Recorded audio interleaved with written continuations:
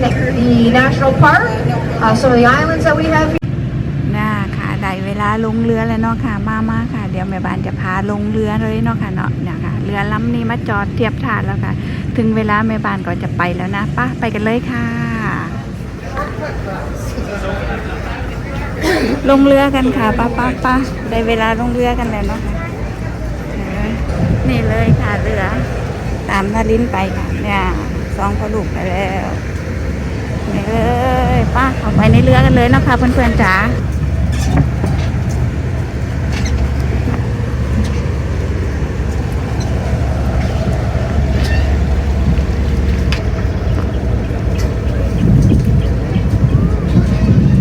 เข้าไปในเรือกันเลยเนาะค่ะเพื่อนๆจ๋านี่เลยค่ะเข้ามาในเรือกันแล้วเรือก็แบบใหญ่โตเลยทีเดียวเนี่ยค่ะเห็นไหมเดี๋ยวแม่บ้านจะพาไปนั่งหัวเรือกันเลยเนาะค่ะเนาะนี่เลยค่ะนี่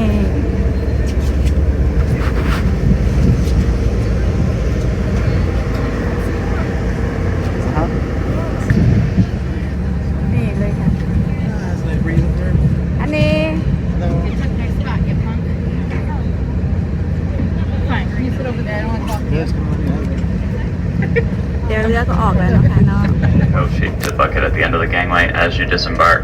A little bit does go a long way, and your generosity is always appreciated.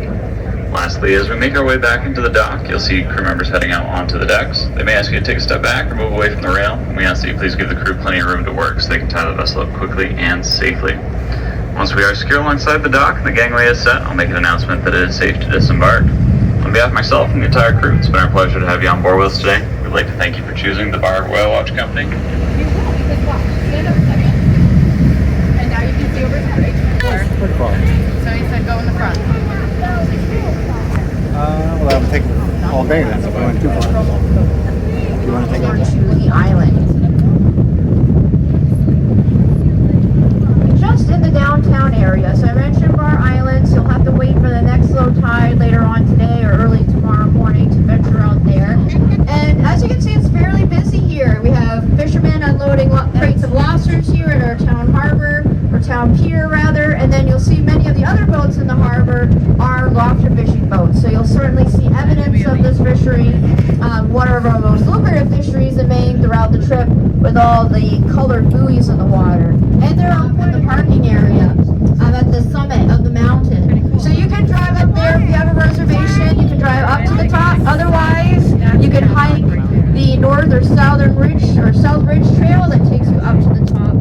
Now, if you're looking for another way to enjoy the waterfront in downtown Bar Harbor, there is a path that takes you from the town pier all the way down towards some of these mansions you'll see along the way, and takes you eventually back out towards Main Street. So that's a nice loop.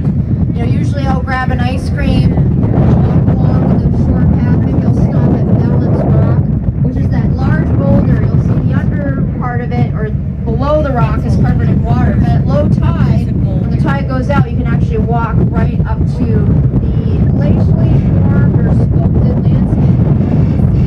How the mountains have more rounded top versus these peaked tops or sharply pointed peaks. You have these rounded peaks instead. A lot of these boulders, random boulders you'll see were carried many miles, about 20, 30 miles from throughout the trip at certain points, because they did come here to enjoy this area just as we do to this very day, and still some of these very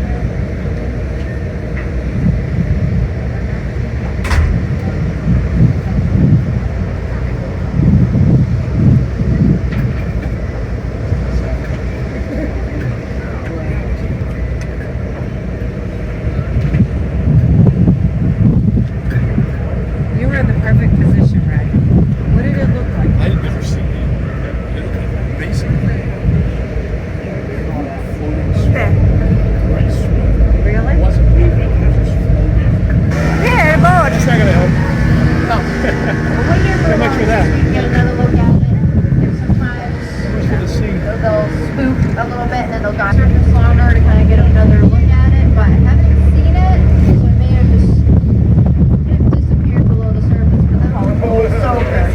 Lots of cormorants and gulls hanging out there right now. But as the waves move from the open ocean, you see out beyond or right along the horizon there, that's the Gulf of Maine. So as the waves come from the offshore waters, they hit this ledge.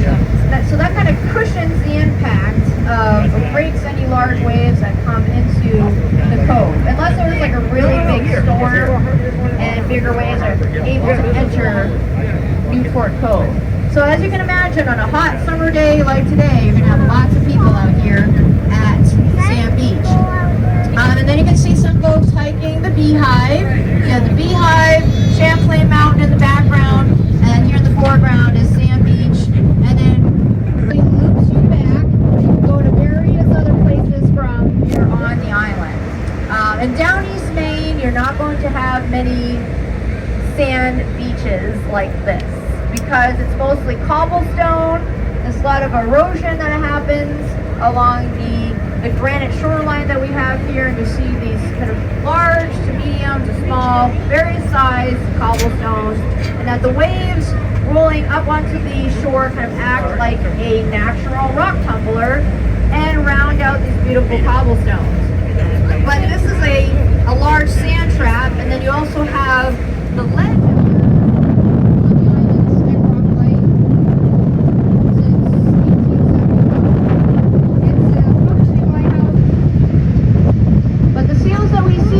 Include the harbor seal and the gray seal. So if the seal looks more like a dog, like a Cocker Spaniel, that's a harbor seal. If it has more of a broad face, Right in front of right, 5, 17, right at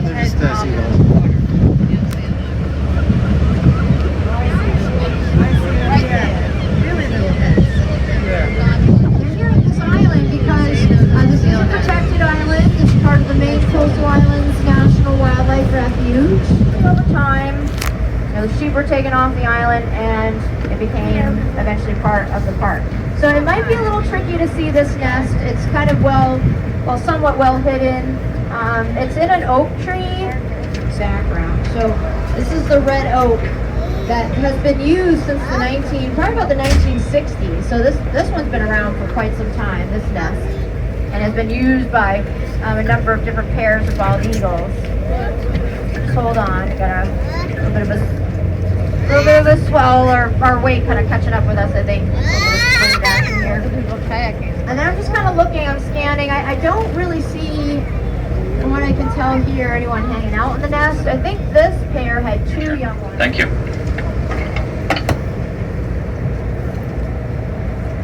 Also, folks, I'm sorry, I just wanted to make a quick announcement. We found a set of keys, of car keys on the deck, so the crew just wanted to let you know if you are missing any keys, go to the galley and you can pick them up there. Thank you.